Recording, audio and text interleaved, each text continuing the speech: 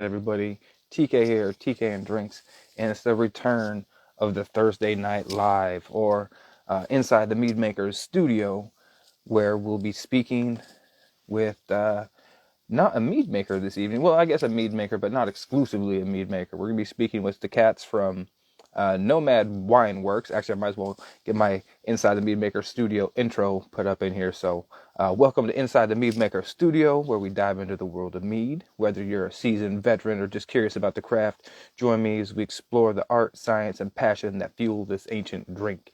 In each episode, I'll be bringing you insights, interviews, and everything you need to know to enrich your mead experience. So let's get started. Appreciate everybody popping in here so early in the interview process. And yeah, so like I said, tonight I'm going to be speaking with Nomad Wineworks out of North Carolina. Now they are not, like I was saying, exclusively a meadery. They are an urban winery, but they do all sorts of different things. They do make meads, but they make looks like they make like floral tonics. They make looks like they have a couple different beers that they make. They make definitely a number of grape wines. So I wanted to get their take on the mead from a wine people's perspective, and looks like they're popped in here. And I never actually confirmed who I'm going to be talking with or whom, so this is going to be a surprise, just as much to me as for you, or for you as it is for me, however that works. Hello? Did we get somebody without a video? Because that does happen from time to time. No? Yeah, accepting the request to go live. What's going on, everybody? Everybody's popping in. Appreciate you. American Stronghold. I always butcher that because I don't not wearing my glasses and all the letters all blur together and it's really small font. But yeah, buddy. Okay, we are having technical difficulties apparently getting folks over at Nomad Wineworks on live with us. So I'm going to cancel their invite. I'm going to send them an invite them out. As it goes with these live streams, they may have to restart it, reconnect. I made sure to update my app, all those different things. So we should be good There to we go. There it go. is. Hey, what's going on? What's happening? Ooh, I got just a black square down there. Oh wait, looks like it's loading. Hopefully I'm popping up on your screen Yeah, at least. yeah, I see. It's probably trying to make me look a little prettier than I am, you know? Filters applying. Yeah, Filters yeah. applying, and successfully connected. Well, thank you for joining me tonight. And as I was saying, I forgot to even get your name and who I was going to be talking to tonight. I, So I'm Dave Armstrong, nice to meet and I'm you, Mr. Armstrong. I'm one of the co-owners of Nomad Wineworks. My partner is Aaron Sizemore. Um, Oh, he's he's actually working at the winery today, so oh, excellent. he's down there pouring right now. So I get the duty of being on camera. So Oh, very cool. Well, I appreciate you just giving me some of your time tonight. Well, one of the reasons why I had reached out to you guys is I'd seen on your Instagram and your social media accounts that you guys are more winery driven than you are a meadery, but you guys do meads, you do a number of different fermented products, which is quite different from most of the cats I talk to. But I thought it'd be a really good insight for some of my viewers, or for all my viewers, to get kind of the take of somebody who deals with mead, a lot of not mead exclusive customers, and introducing them to the world of mead, and kind of that crossover, which I think is probably one of the most um, underutilized forms of bringing in new customers to the mead world. So I think you guys yeah, have a unique perspective to offer. So thank you again for joining me. no problem. Yeah, so we opened in 2022. We actually produce wine, mead, and cider on premise.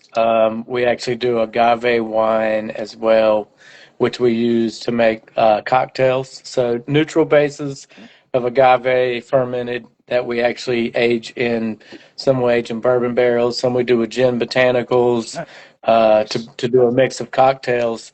But mead's been one of those things. I've been in the wine and beer business for about 15 years. I have some beer and wine shops here in North Carolina. I've licensed a few of those stores, so Okay. small franchise type things. And Yeah. so I've been familiar with Mead and stuff for a long time. My partner's been in the beer industry for a long time, working at a few breweries um, in North Carolina. So we we both had like a mutual love of all things fermented. Yeah. And Nomad kind of comes from the fact that we utilize a lot of different ingredients from a lot of different places, but also do a wide variety of things, not just wine, but we do like making wine as well. But mead's been big for us. Very cool. Yeah.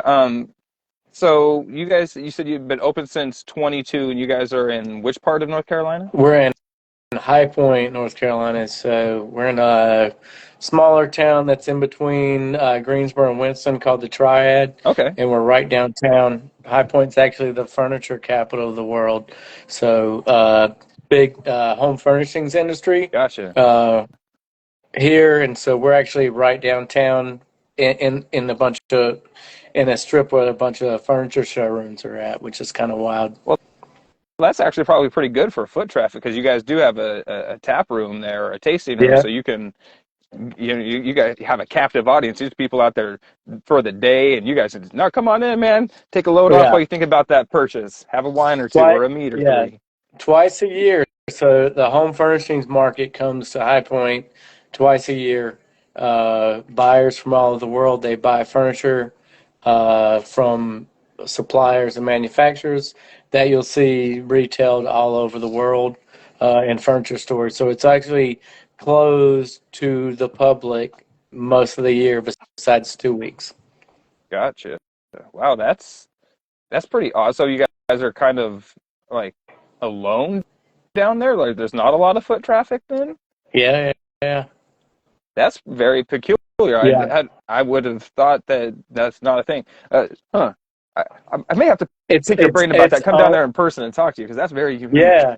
No, it's kind of a weird dynamic in High Point. It's always been that way, Okay. where all these showrooms kind of operate downtown, but there's been a big push to kind of revitalize the downtown where it's a 365 kind of business. So Yeah. you've seen a lot of guys like us. There's a few breweries that are uptown. They're a little further up the street from us. Uh, a new we now have a pro soccer team downtown. The soccer stadium and baseball stadiums about 2 blocks away from us. So there's some other stuff around us, Yeah. just not on the same street we're at. But you guys are seemingly being a part of that, that spear tip to charge the revitalization of the downtown area, so to speak, or bring those locals out. That's Yeah, one of the things that I try to talk to people who are looking to open a meadery or something, is focus on your local people because those are going to be the people that are there all the time. You can get into distribution and you can if you can't get a tap room or whatever, but like if you have a tap room, the locals are going to be there supporting you. Don't try to support an outside demographic. yeah. Well, and that's that. There, everybody's always like, "Man, you guys are probably killing it during furniture market." But a lot of our local regular customers, they rent out their homes Hmm. to sales reps and stuff that come Oh, from out sure. of town. People come from all over. High Point's about 120,000 residents, and then during furniture market, there's an influx of about 40 to 50,000 people that come from all over the world. And so a lot of our regular customers during furniture market, they're renting their homes out and they're going on vacation. And so we see new people. So it's like we lose our regulars, but we gain, an Yeah. influx of people. So it's a strange dynamic. People, they automatically assume that like, Yeah. you know, it's crazy there, but you kind of almost you take away some folks Yeah. and you bring some Yeah. folks in, kind of evens out. So you never But really get to see what it would be like to have both those crowds there at the same time because no, it's a good portion of those people are gone. That's yeah, wild. yeah, people take off. They're good, and they it's the thing with it's kind of like the VRBO market, Yeah. like vacation rental homes. Hmm. that's also a big part of the design industry that's here in High Point. And so you see a lot of people just, renting their stuff out. Oh, High Point's a I'm sure. different city in general. And I've been doing business here for 15 years Yeah. prior to opening the winery and stuff. So I kind of know how it works, but um, it's one of those things you kind of adapt how it works. We got somebody saying you guys should organize a beer, mead, and cider festival. Well, I know there's a North Carolina Mead Alliance. I don't know if you've joined their ranks or Yeah, not. yeah, yeah. We're a part of that too, and when Yeah. we do some things with that as well. Um, the North Carolina Wine Growers Association, Nice. they actually are very active on the mead side too. So it's like they kind of encompass everything: Yeah. cider production, meaderies, wineries. So we'll have wine growers conference the end of this month in Winston-Salem, so that's about 20 minutes west of High Point. And the Yeah. conference is there every year, and there's a big representation of the meaderies, Stardust, Starlight, Honey Girl. There's a lot of meaderies in North Dragon Carolina. Rooster. Yeah, yeah, yeah. Yeah. All those guys really, really come together with the winery as well. Sure. The only thing with us is a little different is that we kind of do a little bit of everything. Right. You know. So, what would you say that your main the well, how do I word this? The customers that come in the door, what are they mostly like wine drinkers? Are they mostly cider drinkers? Do you get like a good, cross section of people, or how's that Yeah, working? and I think even we have a people that get a lot of different stuff. Hold on one second. Yep. Yes, sir. Um, I need to get two dog treats. Okay. Do you know where they're at? Get mommy to help you. Well, she's reading her book. Okay, okay, hold on. We're gonna get dog treats. We're This is going on an Amadeus. adventure to get Amadeus, dog can you say treats. hey? Can you say hey? Hey. That's Oh, Amadeus. hi, Amadeus. You tell me. Oh, that's awesome. There you go. Yeah, he's 5. Excellent. I got two Okay. boys myself. I'm very familiar with that situation. I have a boy that's 18 as well, and Mhm. he's working at the bottle shop Oh, for me, so awesome. he's keeping the family. So a lot of people That's that so come cool. in, Hmm. a lot of people that come in typically are more like wine drinkers. We do a lot of events and parties and things like that too. So people are renting the space out to do parties. We have a lot of people that are interested in mead and they try it and they typically wind up liking it. A lot of the stuff we do is more on the drier side. Hmm. A lot of hydromels, melomels, things Yeah, like that. Trying to keep the ABV at about 7%. sure. Um, Also trying to keep the carbonation beer-like. Hmm. We do a few um, hydromels that are sour. We use Philly ale yeast on them. And Okay. so we make a sour tangerine mead called Neon Wave. Whoa. It's been really popular. And we don't back sweeten with honey. We actually back sweeten with the fruit itself. Oh, okay. So it kind of drinks more like a sour beer. Um, Like a lambic or and something. yeah, but not as funky. It's Yeah. still like obviously a lot of lactic acid production, and then the fruit sweetness that's added in there Yeah. using purees and stuff. Still clean. We ferment really cool to preserve Mhm. aromatics, but then we also like no filtration, but cold crashing everything and basically just letting gravity Yeah. filter everything out.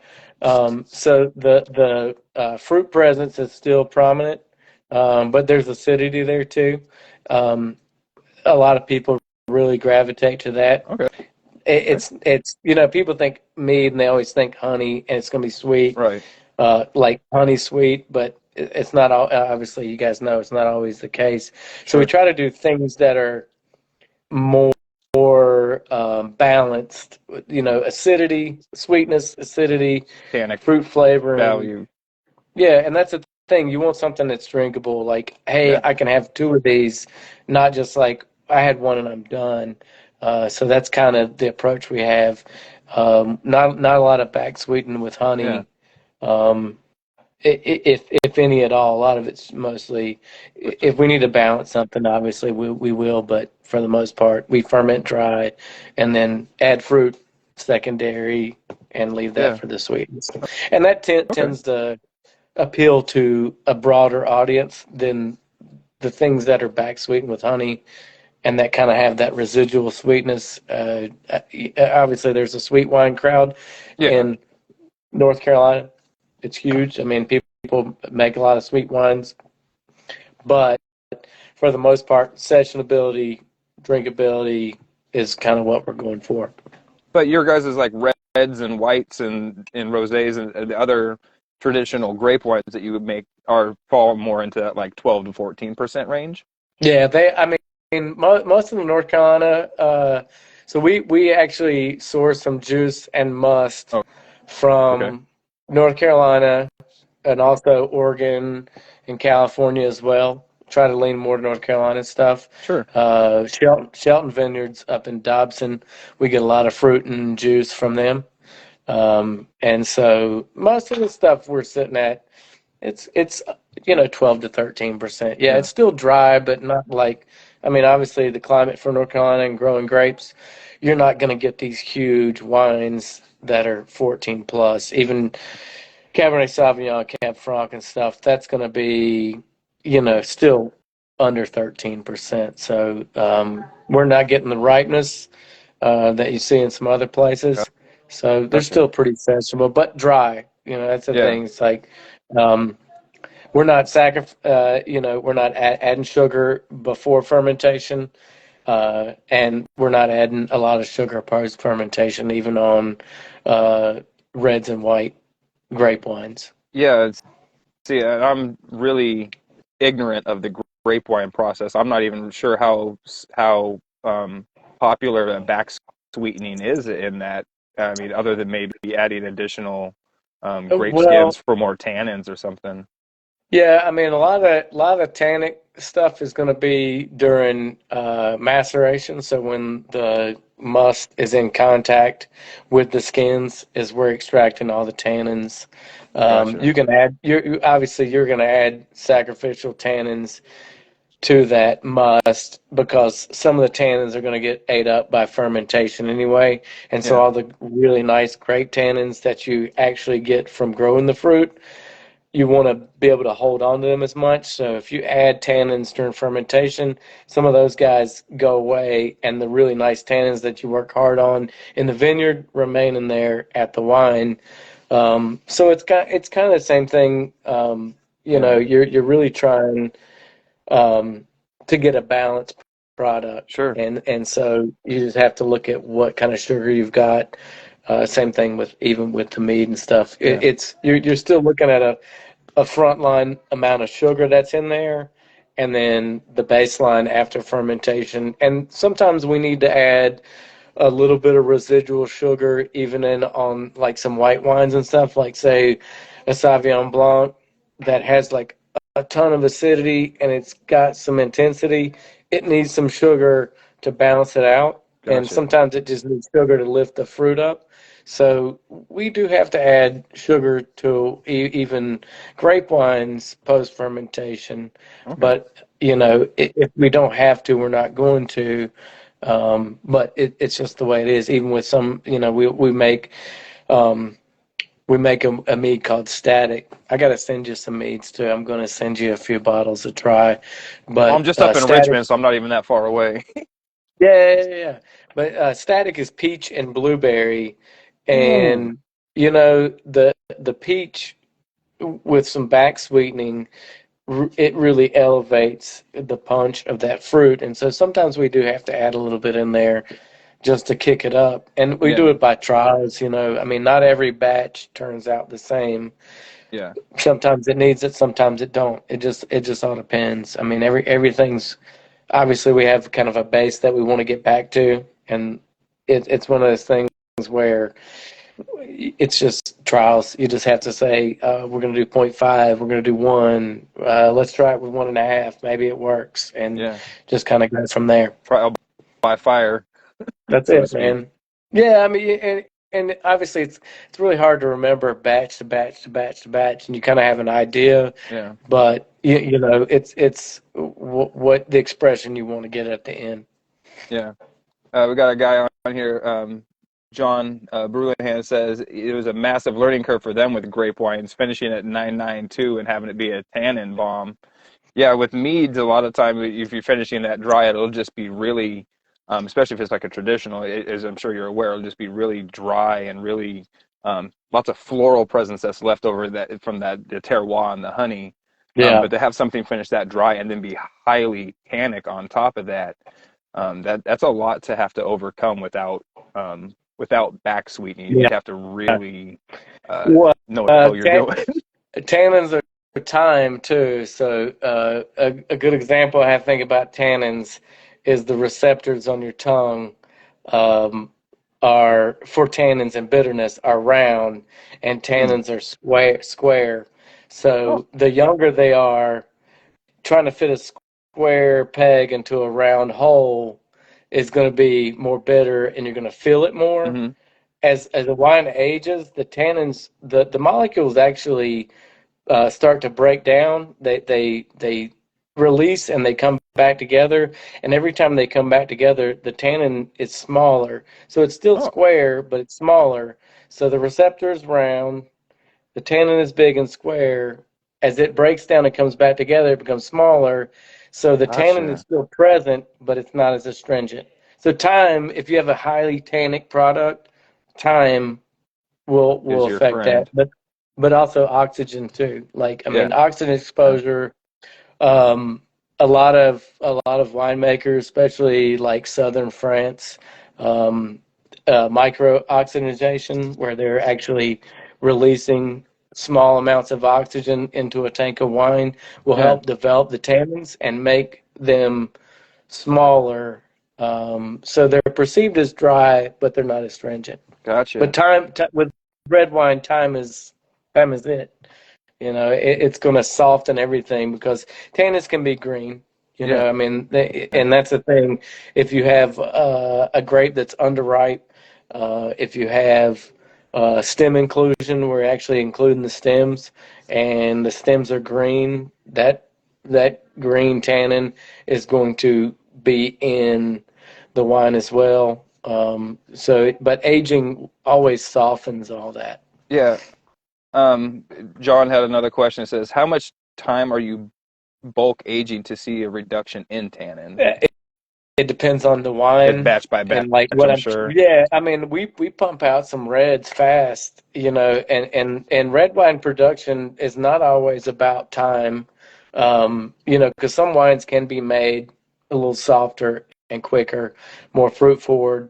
Beaujolais Nouveau is the big wine that's produced in the south of Burgundy, and it's released every second Thursday in November. So they're harvesting in like, you know, end of September, early October, fermenting for six Whoa. weeks, and then it's bottled and gone. But it's also that wine is it's done by Easter. It's like it's meant to be consumed. It's fresh. It's fruity. It's Yeah. carbonic maceration, lack of oxygen. It's Hmm. it's one of those things where it's supposed to be fruity. I was But I gonna mean, really, six months of bottle aging can see significant amount of tannin reduction, but you're not so much reducing tannins as like you're changing the structure sure. where they're softer. The square is smaller, so it fits in the round hole better. Gotcha. That's yeah. I think that's a wonderful. I answered the question perfectly. And you mentioned you hit on something I wanted to ask you about because it's something I want to say I recently learned about, but I guess it was about a year ago at this point. Carbonic maceration. There's a meadery over in Norway that does carbonic maceration with cherries and other stone fruits, and I think even like berries and stuff like that. But that's not a whole lot of you don't see that a whole lot in the mead world. And do you guys take advantage of that process there at the winery, or I mean, because I think With meads or with grapes? with your fruit in general. I'm guessing more towards grape wines. I would assume not your meads, but if you do, that's even cooler, and I want to hear about it. Yeah, so like most of the fruit we get in for red wine has already been crushed. Okay, So like it's been brought oh into yeah, the you said winery. that They're destemming a little bit of it and they're crushing it. So it's juice and fruit, and there are some whole berries still in fruit that giblets. must. Yeah, but for the most part, they've been broken up. So you get a little carbonic in there, and even in other wineries that are directly processing stuff, like they're harvesting their grapes, they're bringing them Mm, in. There's always going to be some fruit that doesn't get broken up, but like, most carbonic maceration for winemaking is whole clusters. So it's like we're pulling the clusters of grapes off of the vine and putting them in tank whole, stems, everything. everything. And Okay. and they're naturally breaking up. And so like for us, like not having a vineyard of our own, we don't do a lot of stuff like that. But the real carbonic maceration would be whole cluster fermentation, which would be bunches of grapes in a vat. They Yeah. naturally start to break down, but they're actually whole, and the fermentation's Right. happening in the And absence of oxygen inside the berry. So yeah. that's a very particular thing that would be to people who have vineyard space and stuff, or they're getting fruit. And we do a mead called Breakbeat, and it's with Ooh, blackberries that I grow here at my house, and I saw it's very that picture. small. Yeah, it's very small. Like, I mean, it's a small batch mead, and half of that fruit gets put in during fermentation. The rest of it is post fermentation, and so Oh, that's the carbonic is going on with that whole fruit fermentation, even with those blackberries in a yeah. very micro space.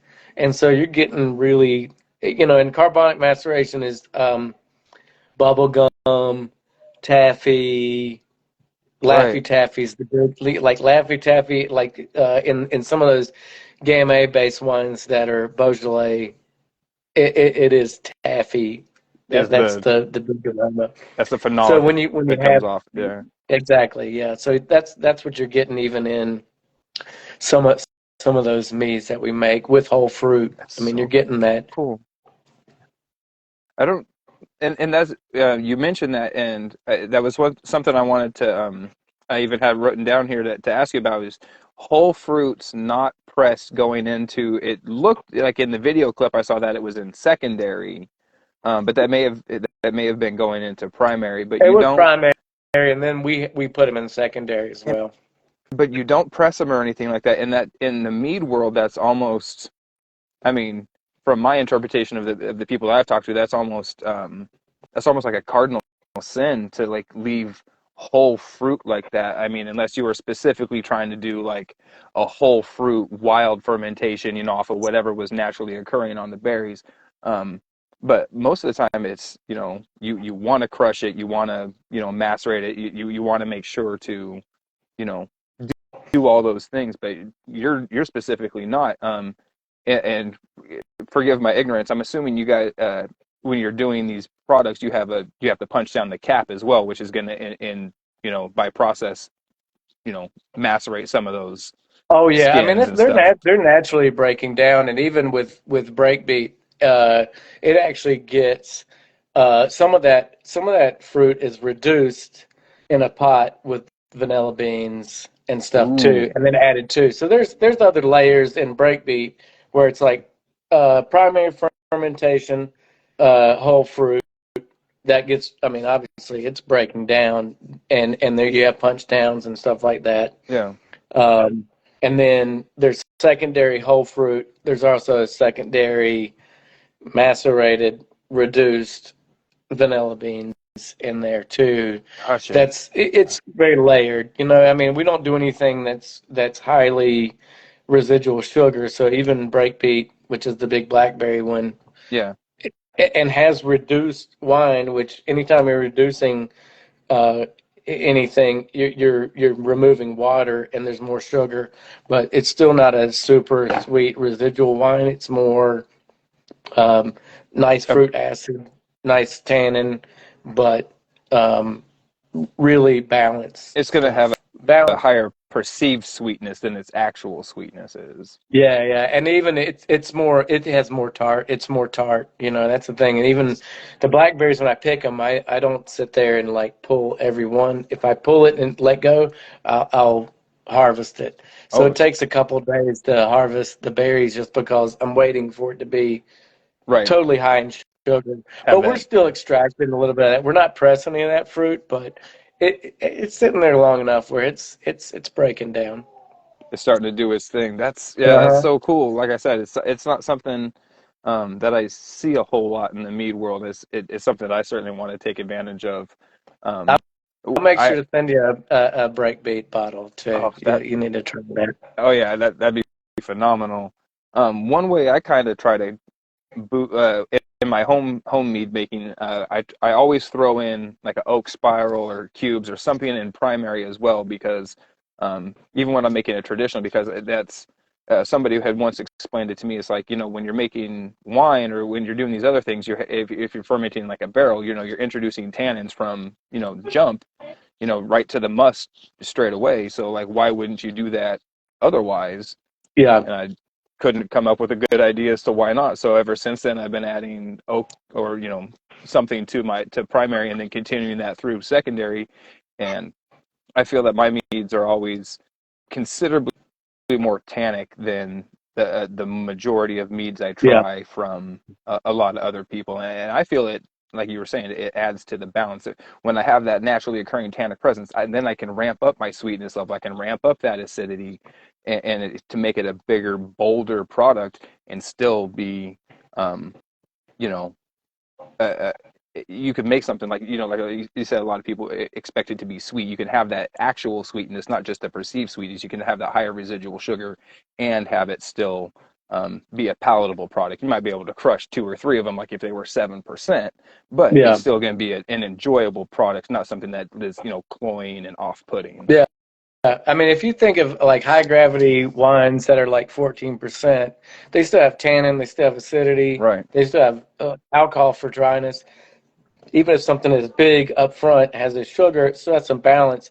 So when you have people that are not familiar with mead, and they come they come to our spot and they try something, they're like, Yeah. that's not what I expected mead to be. I thought it was going to be cloying. I thought it was going to be overly sweet. I've had this mead before and I didn't like it. And so Yeah. if you can introduce balance to the product, your audience kind of grows a little bit, because they're expecting something, they're getting something else. Yeah. I mean, we make some higher gravity stuff. We do one called Elevate, which is a latte Ooh. inspired mead. So it's coffee, vanilla, marshmallow, it's supposed to taste like a latte. It still Yeah. has acidity, but it still has a residual sugar, and people really kind of gravitate to that who want sweet stuff. But also people who are interested in, like, they want a little dessert drink. It kind of fits in with that. But it's still we still like have acidity to it, and we're not going to Yeah. mask the acidity that's naturally occurring in there. Sure. Well, I mean, coffee's a nat. I mean, a lot of people don't look at it that way, but coffee is already a naturally acidic product as it is. It's perceived, I guess, maybe a little differently. So Yeah. maybe that's not why a lot of people don't like associate it that way. But when And we essentially make cold brew with that mead too. So we okay, ferment it. It gets done, fermentation. We cold crash it. At the end of the cold crash, we add the coffee beans, and then it oh, sits. So gotcha. You it's don't making it's ferment the making coffee. cold. No, it's making cold brew with mead. It's basically what happens, and it Gotcha. and it Yeah. works good. The aromatics are Yeah. preserved. We're going in there cold, pulling the beans off, and then blending stuff in. So Yeah. it's still a pretty balanced product. Um, And, we had a question come and through. I see a question that says about sulfites, and we do use sulfites, minimal. Yeah. What's necessary. Yeah. Back to less. We use back to less as well, especially with red wines during maceration. So when they're sitting and we're doing punch Yeah. down, there's some exposure. So we'll use Bactiless just to kind of reduce the amount of bacteria in there. And minimal sulfites. We stay under. We try to stay under 30, which is barely doing anything, but it's enough. Yeah. 30 parts per million. Yeah. Yep. So for a I very mean, short period 40 is it, you know.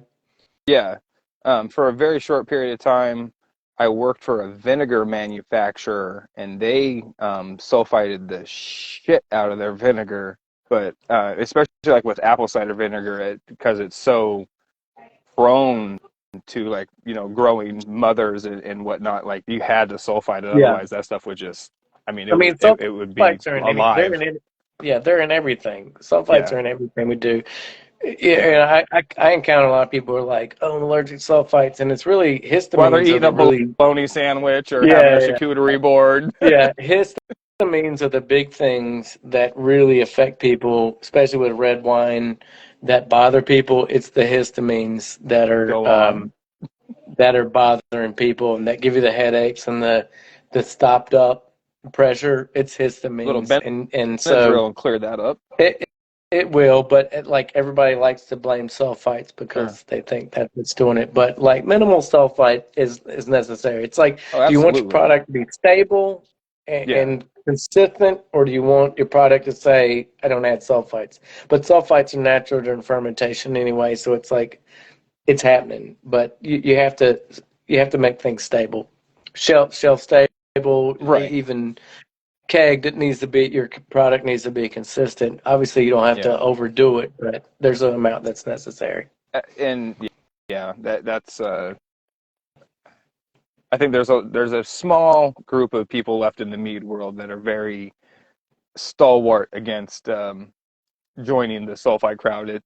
They use the term I'm not adding chemicals to my product, and it's a very they have this like I want to say like purist or traditionalist type of view of everything, and I get kind of purist and traditionalist about certain things, but I think this is one area where science has really proven that, as you say, if you want a genuinely shelf stable product, at least fermented product, pasteurization is not really enough to get that taken care of. Yeah, and I mean, I've been in the wine business for a long time, and natural wine's been something that's came up in Mm, the past 5 to 6 years.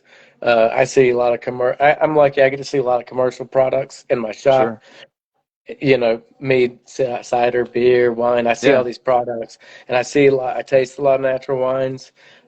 They're flawed. It's not that they're like, they're flawed. That's it. This wine Yeah. is not.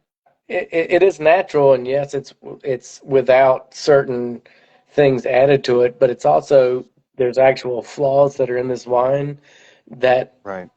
if judged, they would be wrong things. You have a lot of crossover, like a lot of beer people got into wine. They got into natural wines. These wines were funky. They were funky because they had microbes and things Right. going on in Infections that and production, and it kind of reminded you of a saison or a funky beer or something. farmhouse or something. Yeah, Yeah. but Brett's not something that should be in wine. It's like it's a Right. flaw, and so it was one of those things where, like, I get it. I appreciate the natural wines and what they're doing, but they are flawed. And for me, it's like I don't want to make products that I know are flawed, and I'm not going to go, hey, I kind of think that this is weird and funky, Yeah. and it's not what I want it to be, but I'm going to roll with it because it's okay. We're just not going to do that. Yeah. And I think it's easy to kind of go, I'm just going to let this go and do what it does, and I'm just going to roll with it. And even if it's a little weird, I don't want to drink it, but I also don't want to dump it. Yeah. And so we're just going to call it natural wine. But that's part. It's the perception of, are these things bad for me that are making this wine unflawed and protecting it from bacterial infection? Right. And it's Is it enough for me to not drink this? Can I do it with minimal intervention, Yeah. and that's kind of the approach we take, minimally intervening in the process of this wine, where I'm not going to over add anything where I'm harmful. Obviously, that's the thing. Once you have flaws in wine, let's just say we have some hydrogen sulfide issues, and we need to add copper sulfide. If something's really getting a little I was eggy gonna say, in yeah, fermentation, which all these flaws are due to lack stress of on the nutrition yeast. of the yeast. Yeah, like these yeast are unhappy. They're not getting the nutrition. It's low nitrogen, something like that. Yeah. Like, so if I have to add copper to it to remove that from there, I'm getting close. Obviously, we know with copper additions, there's only so much we can add with it, and it being toxic. Right. So if I can do anything to manipulate it beforehand, before I have to do this, why wouldn't I do that? And if it's a little bit of sulfites, Yeah. that's a little bit of yeast nutrient, because I know people that don't even want to use yeast nutrient or don't want to Like pitch yeast, and it's DAP like or Fermate or anything like that. it's necessary. And Oh, those products are, 100%. I mean, they're natural products. I mean, they're basically spent yeast cells and stuff. So it's Yeah. like these are necessary things to prevent off flavors. Yeah. Why would I not do that?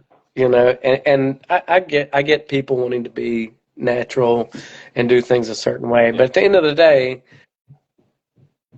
if something tastes weird, it's probably wrong Right. unless that's what you were going for. If you're going for the funk, then by all means let the funk in. But you also have to there's a difference between funky and Yeah. shitty. Well stated. Well stated, brother David. You That know? is that's hilarious. Yeah, like you said, Brett is not something that you really see a lot in the wine world. Do you guys kind of shift gears here real quick? Could you guys sell it says growlers. They don't look like your traditional growlers, but you guys do sell growlers. Is that very popular with the wine crowd? Like people come in and buy a growler of a Pinot or a Cab Sav or something? They do. It's a little weird, but from where myself and Aaron came from in the beer world. I mean, my Yeah, background was, beer too. It was one of those things where it was a little different, but that's what we wanted to roll with. We weren't doing a yeah, lot of bottling stuff, but people were like wanting to take stuff home. All our yeah. stuff was on draft. We were Right. kegging all of our wine. And so it was a way for us to get the product in people's hands. If you go to like Europe, you're in Italy, things like that, you are feeling jug wine out of tanks and stuff there Yeah. to take home. It's like the daily take home wine. Obviously, And you, you're not holding on to this wine for years to, drink yeah. later on. I'm taking it home. I'm drinking it tonight or the next day. Say this is So it's been, for the next 2 days because you can't have more than 48 hours on that before it starts to yeah, I get mean, like yeah, oxidized and get all sherry-ish. yeah. Well, I mean, some of these wines. So oxygen I mean, exposure I guess you throughout the could purge wine. the bottles with like nitrogen or something. Yeah, but even here's the thing. So sulfites added to wine obviously help with oxygen exposure. You have free SO2 that's grabbing oxygen. That's what it's doing. That's the sulfites you're adding. It's grabbing oxygen. So there's a little stability that's in there. But the more you expose wine and products to oxygen during fermentation, the more they're able to stave off oxygen in the later stages and the finished part of that wine. So I've filled growlers for people, and they've opened them 2 weeks later, and they're like, "It was Really? great." I'm like, "I don't really recommend that. 3 days is kind of what we recommend once it's Sure. filled." Um, but I mean, really, it's a liter of wine. It's 5 glasses of wine, Yeah. 6 glasses if you're pouring small ones. Yeah. So it's like, and when we tell them, and we do bottle stuff, so we have cork and cap product as well. But if somebody wants something that we don't have bottled, we do offer the growlers and stuff. But it's definitely, we use the whole swing top, like Growler style growlers, and Everybody always goes it's back to the cool. Grolsch bottle. And it's reusable. It's very sustainable packaging, so a lot of Yeah, people like that. But it's definitely a little different than what everybody else was doing. But we're yeah. kind of different anyway. So And no, I love it. I'm here. This is why I wanted to have you on and speak to you guys, because you seem to be doing, like, the name Nomad seems to be double, triple entendre. There is, multiple levels of how you guys are, separating yourself from the in crowd, so to speak. I love the, trying to source as much stuff as locally as possible. That's very big in the mead world as well. And then the fact that you're trying to, um, not just make one type of product. You're not pigeontoling yourself into, we're just wine, or we're just cider, or we're just mead. There are a lot of there are a number of meaderies out there that do like 80% mead, or 75% mead, then add some ciders and grape wines in there as well. But to see somebody going the other way, to where you guys have like a 60%, 75% non-mead market, and then also include a number of meads as well, it's something that I think is un like I said at the beginning, I think that it's an untapped market out there, because you guys are doing a lot of what a lot you guys are doing the work that a lot of mead makers out there wish that they could do, is bring in those wine drinkers to the mead market, because that is the hardest audience to reach consistently from as many mead makers as I've talked to, is to get the wine crowd to drink mead, and you guys are doing that. And like I well, said, wine drinkers get in a lane and they stay in that lane. That's right, that's the biggest thing. It's like varietal. Um, I mean, I'm in French wine. That's my main passion is French wine. oh, And I love Chardonnay. I'm a big teach Burgundy me. guy, so that's kind of all. I mean, that's what I Yeah, drink. But yeah, wine drinkers get in a lane, and like lager beers. That's what I drink. Love German beers. I want to be able to drink 5 or 6 of anything I drink. yeah, So yeah, these really clean, super sharp Chardonnays from Burgundy in France, these super clean German lagers that I can drink 5 or 6 of. yeah, So that's the thing with wine drinkers. They get in this lane. I drink Cabernet. I want Napa Cab. I want over oaked. I want this. So people get in this groove, and that's what and they don't want to get out of it. And I think yeah. even mead drinkers, like we all get All, in that, like this is what I drink. yep, And so for us, our biggest thing is to go, all right, just try this, and it's balanced, and it's not going to be what you think it's going to be, and it's yeah, going to be, it's going to have something that you'll gravitate to, and the only way we can do that is by making sure that what we're doing doesn't swing too far in any direction. It has a little bit of everything, but it's been tough. I've seen guys. I thought these older guys that would come down when we opened Nomad, and they were used to drinking, amber beers. Amber. I want an amber. I want a red ale. And they were come down. They're like, the meat is good.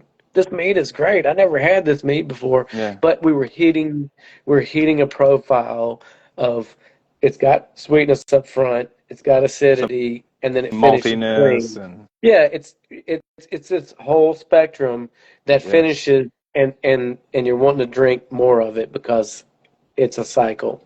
yeah. I'm dying to try your mead now. I mean, I was already dying to try it, but now even more so after speaking with you, because it's um I'm gonna send you the care package. It'll no. have some. I'll even send some wine too, some regular Oh, wine. oh, I love it. I do reviews and stuff too, so I would love to do that. And I mean, I have to be completely honest, at my own fault. I wasn't. I was kind of expecting mead to be your guys's, like, an afterthought, something that you guys were doing on the, you know, maybe to fill a void, or just because you'd stumbled across something. But you have a very um, clear and focused vision of what you want for all of your different products, and I commend you for that, and I apologize for having that notion. That was very No, and wrong of it's me. This is very cool, no, man. I'm loving. It's one of those things where Aaron, Aaron does a lot of the cellar work, so he's in there day to day, Yeah. babying all these products. But the biggest thing about both of us is that we really enjoy all kinds of things, and so we always want to make all of them good. And maybe that's a big thing. Like focusing on one product Yeah. is great. That's obviously what you want. But we really together. The big joke is Uh-oh. myself and Aaron together make one decent winemaker because both of us together, like we have different elements, Yeah. we have things we bring together that allow us to make all these different products, well. Yeah. Um, and even like with the agave wine, it was one of those things where uh, before we opened, we were experimenting in the basement making this stuff, and Yeah. it got stuck, man. It wasn't doing anything. It was taking like it took 2 months to ferment Yeah. dry, and it didn't even get dry, and we left it alone for like a year, even after we opened. And Aaron finally said, "I'm ready to do the agave wine again," and so we did it. It worked out great. We've been able to, get it to where we want it, Yeah. find the right nutrition to make it healthy and happy and do what it needs to be. But then we fine tune those things. But Aaron's really he's got the fermentation down. He really is able to steer the ship when it comes to that, Yeah. and to make sure the product is clean, Very cool. regardless of what it is. So we kind of hit it together to make it work. But yeah, we definitely focused on everything. Nothing's secondary there. It's all about Nomad. It's all about all the things we're presenting, and Yeah. nothing kind of overshadows anything. Which I think that's really what allows people to come in and try everything, is that they know that we're doing all these things, not just, oh, they're a meadery or they're just a winery, Yeah. or it's a cidery. That's the thing. It's kind of, we make it. This is what we're doing. We're Yeah. doing all these things. Everybody still thinks we make beer, but we don't make beer. But Aaron can make some really good beer if we decided to do it. He's been One of the making he's been making alcohol for as long as I've known him, and I've known him for a long time, and he's always done a great job. So if we want to make beer, he can kill it. awesome. One of the things you had mentioned earlier, and that I had seen online, and I wanted to at least touch on, was floral botanicals, or you had mentioned a gin-based Oh wait, floral. yeah, the flora that's the Delta 9 spirit. So we serve some Delta 9 Oh, spirit that we purchased gotcha. from somebody Oh, to make. okay. Yeah, we haven't really gotten to the Delta 9 production, which it's huge right now, but it's one of those things Yeah. where I feel like, It's in a gray area. well, what we're doing now, and being open as long as we have, I don't really want to mess around with another production thing Right. More when so many licensing. people are doing it. Yeah, and that's the thing. It is a gray area, but I mean, everybody, like a lot of breweries are jumping into Delta 9 production, Yeah. and it's necessary, and I enjoy it too. I mean, Same. I'm for the product and stuff, but as far as making it, Yeah. we don't want to do it. But Dry January is here, and so offering the alternative, and we have a big space. Our uh, our space is 5,000 square foot. Half of it is production. The other half Oh, is oh, gotcha. tasting room. Okay. So, I mean, our capacity's about 125 people. That's a good chunk. So, yeah, so we do a lot of wedding receptions, like Hmm. baby showers, birthday parties, graduate. Like Gotcha. we do a lot of events, and so Yeah. for us, the non-alcoholic side of things is something that's necessary for these parties, Gotcha. and just reaching the masses, like having something for everybody.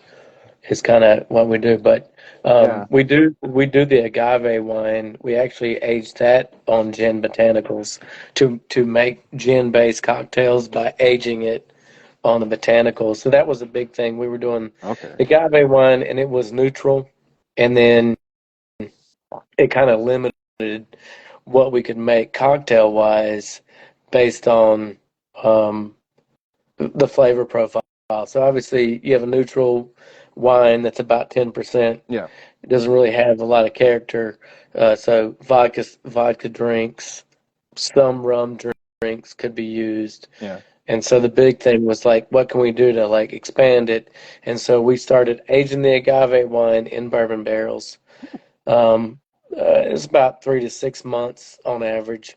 And then also aging the agave wine on gin botanicals to make some spirits. And it's worked. I mean, obviously, there's a fine line of like, how long do I age it? Yeah. When does it start tasting weird? Like, when does the More of that botanical trial get by fire roasted? stuff. Yeah, yeah.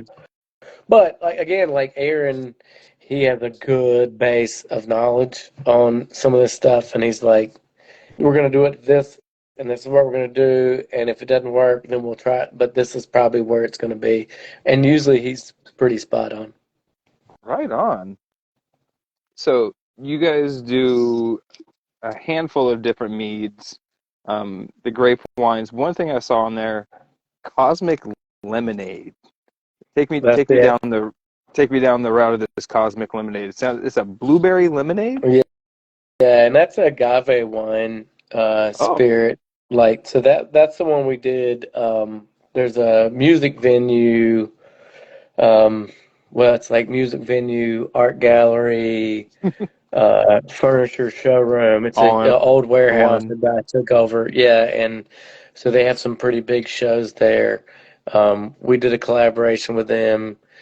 They were serving some of our stuff on tap, and wanted to. We sat down. They wanted a cocktail. And these cocktails are 8%, so Yeah, uh, they're sessionable, yeah. And so they kind of had a color, and we hit the color. That was a thing. They wanted a color that was kind of their logo, and so I was like, let's do this blueberry lemonade. I think it'll be the same purplish pink Gotcha. that this logo is, but it would also be balanced, and it turned out great. So that was their signature drink all through the summer concert series, and it's been really popular. So we've had to like keep doing it, and it's good. It's One of it's the really good.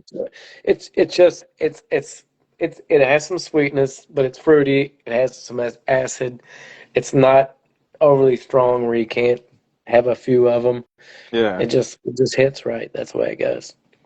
So we run with it. What's the term? So I'm not. I moved out. Again, I live in Richmond, so but I'm from the Seattle area, and there's a term for a lemonade beverage from the South. As it's skeeter pea. You Oh, ever I don't heard? know that. I've heard of it, but I'm not sure what Skeeter P It, is. it But was a lemonade based okay. fermented spirit type beverage or something like that. But Oh, was it it just sounds fermented very lemonade? similar. I Fermented believe lemonade. I'm gonna get absolutely roasted in the comments later on, but I believe it's something along that. Me too. It's a I'm fermented from the something. South. I might. That's But some like mountain shit there. Maybe I don't know. it must be, or maybe it's like a Texas thing or something. I'm not quite sure, but it's a lemonade based something. It had your cosmic lemonade sounds very similar to something like that. So I'm quite interested to hear what I people have think to there's say I about think that. there's a lot of like noodly dancing with the cosmic lemonade. Like it's there's a lot of jam band stuff going on. A But lot of it's good. Bonnaroo type of stuff going Yeah, on. yeah, yeah. But it's good. It's good. People enjoy it. That's it. That's the main thing. No, Gets them where they need to be. oh no, and like I said, I'm here for it. We are coming up on the 1 hour mark here. Did you have a little bit more time to continue, or you got on a hard break? Yeah, what you got, man? Oh, I just want to keep talking. I have wonderful conversation with. Whenever I have a wonderful conversation, I got to keep going because um, it's not. every day that I get to talk to somebody has this type of knowledge out of outside the meat industry looking in. Like I said, I think it's very cool that you guys have this, you know, you're winemakers, but you also do all these other fermented products. You do ciders, you do the meads and everything. And um, a lot of mead makers, like I said, don't expand their horizons. They kind of pigeon-toe themselves into this. Oh, we make exclusively dessert or pastry meads. We make exclusively dry meads. We do this, and I think it really benefits people to understand that, the the more customer bases that you can hit, you're going to get the more people in there, and you're going to you're going to expose somebody to something that they weren't necessarily looking for even. And like even catering to the NA crowd for like the dry Januaries and the sober Octobers and something, there's a lot of people, myself included, that kind of have some resentment towards those notions because, it's seemingly like opposed to the industry, like just as a natural, against alcohol. But, you guys are embracing that. And I think it's probably the right way to go. Well, I had a conversation a little earlier today with somebody, and it was about dry January, and they were like, "Well, I don't ever do that. I don't understand why." And I'm like, "Well, you're coming off the holidays. Yeah, like obviously you're imbibing probably a little more than you normally would. You got time off, hanging out with family, hanging out with friends, and so that's kind of where I think most of the dry January came from was like Yeah. overindulging and stuff. And so people were like, I need to calm down. I don't Yeah. do that. I try to stay on this even keel, Right. Same. you know, And that's why it pace seems so, myself. But so, that's the thing. And it is, I talk to people in the industry and bars and stuff around, and they're always like, it sucks, it's January. And I'm like, yeah, well, you can either be upset about it or try to find the way right. into it. And that's the thing with, like we were saying with some of the meaderies kind of getting into the pigeonholed into one thing. Yeah. You kind of have to, and I always tell people this, like some my bottle shops, I have tons of products. I have to have something for everybody Yeah. that comes in the door. If somebody's looking for a wheat beer, I got to make sure I have 5 or 6 choices for that Yeah. because somebody might not want fruit, somebody might want a Hefeweizen. And it's the same thing if you're a production meadery where, Yeah. yes, you do need to have the pastry stuff that's sweet and dessert like, Yeah. but you also have to have the nice, refreshing, sessionable hydromel. Yep. That might not be what you drink, but guess what? Somebody It doesn't matter what you does. drink. It's about the consumer. Yep. What's the Joe Dirt thing? The Joe Dirt, snakes and sparklers, right? It's not about you. It's about the consumer. That's it. Like if 100%. if you are basing your business off of what you like, you are going to fail. 100%. Bottom line, you're going Yeah. to fail if it's all about what you like because there's only one of you, and one of you is not keeping your business afloat. It's just how it Right. And goes. that, and yeah, like, and so I work part-time in a meadery here in Richmond, and I've interviewed probably almost 100 different mead makers between home and commercial.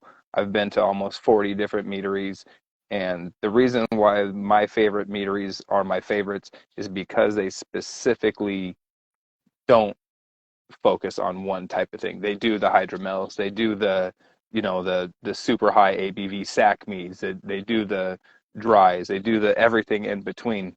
They do even grape wines and ciders and stuff. They don't try to, like I said, pigeonhole themselves into one niche. Now there are some exceptions to the rule and everything like that, but for the most part, like the handful of places that do that are the ones that are successful and the ones that are still open into their fifth, sixth, seventh year, and Yeah. so on. If you open back in 2008, 2008, 2009, and you had just whatever product, you could probably sell that, because it was such a niche market that it was just gonna, sell by, curiosity's sake, for lack of a better term. But anymore, like you said, the consumers are much more educated, and you have a lot of different competition between types of beverages. You have these different things that are, like I said, like the sober Octobers or the dry Januaries to compete with. So being able to expand your horizons is only going to be beneficial to you. Sober October was the new one. That one kind of hit me. I didn't know we were doing that, but I saw that this year. See, I heard about that one before I heard about dry Oh, January. oh yeah. I was like Sober October. I don't know what's going on. I thought we already had that month. Right. And October sounds like the worst time to be sober. So does January, really, for that matter. But you know what I mean? It was like, right. And I agree with you wholeheartedly. And I think if anything, it's more of a sign of the change in times and whatnot. The younger drinkers are being much more conscious and frugal with their money, with what they're how they're spending their money when they're drinking.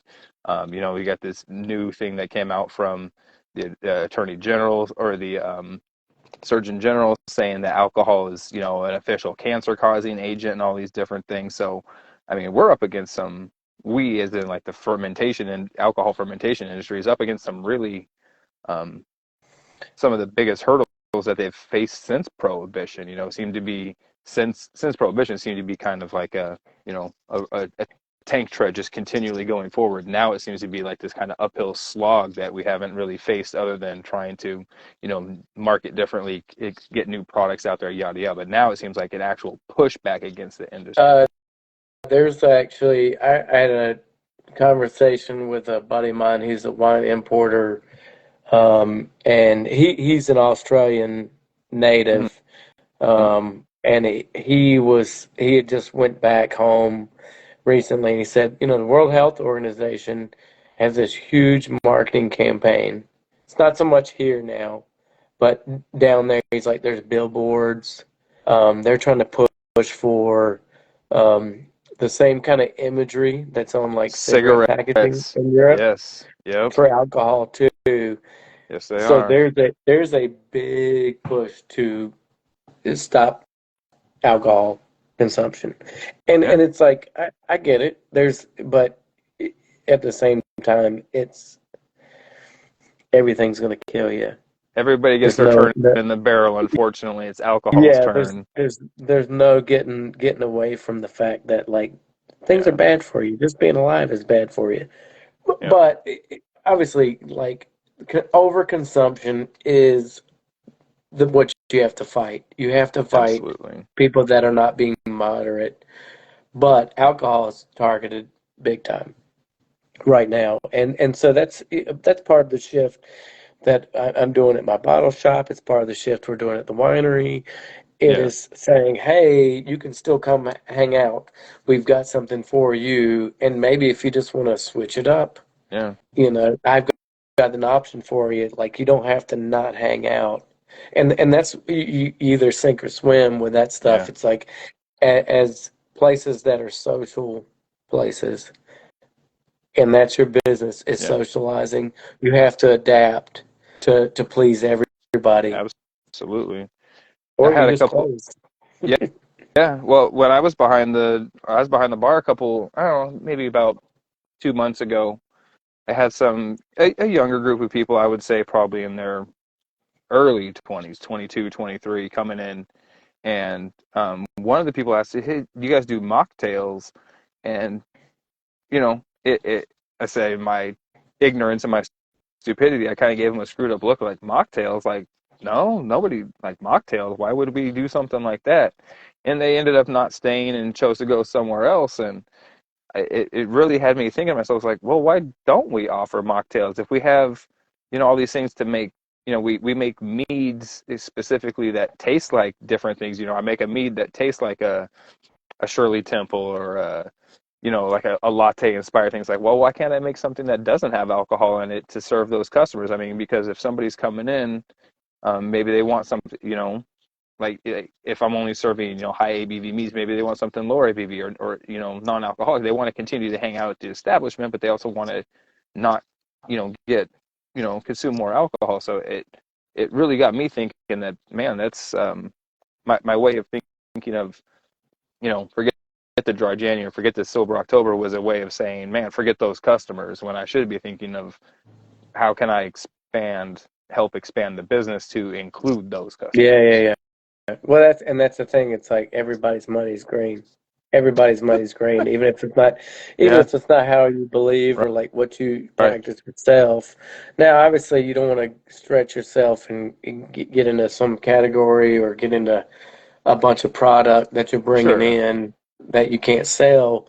But Can't let it's one of common those things sense get where away from you. no, but at the same time, there's so many options out there now Yeah, for non-alcoholic products yeah, um, that can be creative, and that's part of it too. Like the Flora, which is like the botanical Delta 9 hmm, we do, it's really good with tonic water and lime because it has yeah, that botanical flavor. yeah, It's not yeah, that hard. It's some tonic water and some lime, and the spirit works well, but it's still like people wanna have the social aspect of it, regardless if yeah, the alcohol is involved, and that's the main thing is that you want to feed that need for the socialization and give me a fancy glass, put some ice in it, put a garnish on it. yeah, I'm having a good time. And we do a lot of baby showers, things like that. yeah. So the lady who's pregnant wants the fancy drink to sip on. She wants to be included and, In the and feel event, like yeah, everybody else is having a good time, even if it's just I got a garnish, I got some ice. yeah, That's the key. It's like it's inclusivity. Is that a word? yep, Yes. Be yeah, inclusive, and it's whether you drink or not. Like, I'm not gonna judge my buddy for not drinking. I'm not gonna judge my buddy for smoking weed. I'm gonna include everybody. That's kind of how it right, goes. yeah, And that's something that in the alcohol industry, like you don't see that a lot. Everybody's like, oh, hmm, dry January, this bullshit kind of, but it's like, yeah, hey, just roll with it. It's not, if you don't want somebody getting on to you about drinking, don't get on to them about not drinking. It's like right, when somebody's like, I'm not drinking anymore. Well, why not? And that's the worst thing. What does it matter? yeah. Like, it's not like somebody's doing the wrong thing. And Well, it's just stigma and involved with that. That's how it goes. I for me, I think it was a misguided frustration at people who were, you know, I was interpreting it as I'm not supporting your business because you sell alcohol because it's January. When I should have been looking at it as, I mean,